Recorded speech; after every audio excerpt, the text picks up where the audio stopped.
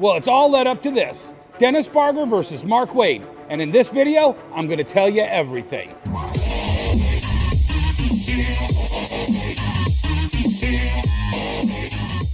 I'm Dennis Barger, comic book lover. I've been reading comic books for 40 years. I've owned a comic book store for 21 years. And the fact that Mark Waid and I have been in this feud since probably 2011 is absolutely extraordinary to me. Let me tell you when I first heard about him. My buddy said, "Have you read Kingdom Come?" Alex Ross had just bought a bunch of Superpowers action figures from our booth at Wizard World Chicago. And my partner didn't bother telling me who Alex Ross was at the time. Afterwards, he said, "Here, take my copy of Kingdom Come." So I read it. I was like, oh my God, this is amazing. But my first thought, even though I didn't know who Mark Waid was this could have been a silent issue and I would have enjoyed it just as much. Did Alex Ross even need a writer for this? I find it really interesting that Alex Ross had a collaboration with Mark Waid, and they've never collaborated ever again on this project. Do you think that's Alex or do you think that's Mark? We'll get back to that.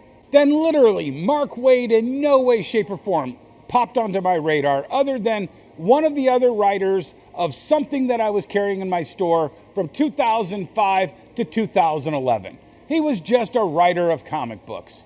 Nobody really ever brought his name up except for Kingdom Come. And maybe some of his Flash and a little bit of the Fantastic Four that he had done right before I bought my store. So then, in 2011, Mark Waid did a podcast. And on that podcast, he had the quote, "I can't help but feel that this industry is being held hostage by 1,500 retailers in regards to digital comics." Mark Waid thought that digital was going to be the future. We were all going to read comic books on tablets and on phones. He had no clue what comics really meant to the real hardcore comic fans. And he didn't understand that doing this would mean a very big drastic change in comic book retailing. This is when I made several vocal comments about Mark Waid and never heard back from any of them.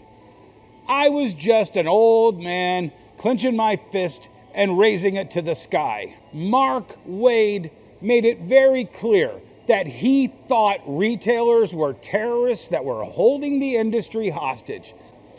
In 2013 or 2014, I had a hot take about a Powerpuff Girls kids comic book cover. And a lot of people in the industry absolutely disagreed with me, and a lot more kind of agreed with me.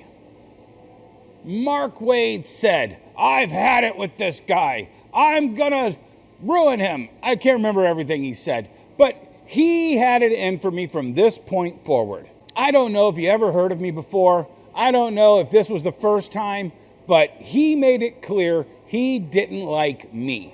I did another letter to the industry explaining my stance on the Powerpuff Girl comic book and controversy. He commented about that too. I offered him many chances to debate me over this, over digital, direct-to-consumer digital, all of these topics. And one time we were actually going to have that debate. Unfortunately, I got sick before the weekend of that debate, and it never happened. And every period of time after that, including once when I gave him my phone number to have a debate on camera in my hotel suite at Chicago C2E2, he never called. Thankfully, Mark Waid has made so many enemies coming up through the comic industry that when they found out I hated him and he hated me, they all contacted me to tell me every sin that he's committed in their presence. I'm holding most of those right here because if I can't prove them, I'm just going to allow Mark Waid to get litigious with me and sue me for defamation. I've met Mark several times during this period of time, and we're usually cordial. I've got this picture to show you how cordial we were when I called for our first debate. This was at Gem City Comic Con. And I went through and sat through his entire presentation. And afterwards, we had a nice verbal discussion outside. It was cordial. We took this picture, and then we agreed that we would have a larger debate at C2E2. I gave him my cell number. I confirmed via messenger that we were still going to do it. And then he ghosted me. That was the last time I tried to cordially have a conversation with Mark. Every other time, as I said, "Hi, Mark," he would say, "F you." Every time I'd say, "Hey, Mark, how's it going?" he would flip me off. But what is the fundamental difference? Well, it's all about digital comics. And Mark just wants to bang the drum of digital comics. But it's never been proven that digital comics help physical comics in any way, shape, or form. And I still think it detracts from physical comics. That's the fundamental disagreement. And Mark has done everything he can to push digital comics. And the industry has done everything it can to prove that physical comics are the future still.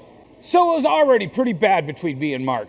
And we were not going to find resolution. But I kind of just thought I would just ignore him, he would just ignore me. And guess what? He did move on to bigger fights. And I moved on to bigger fights.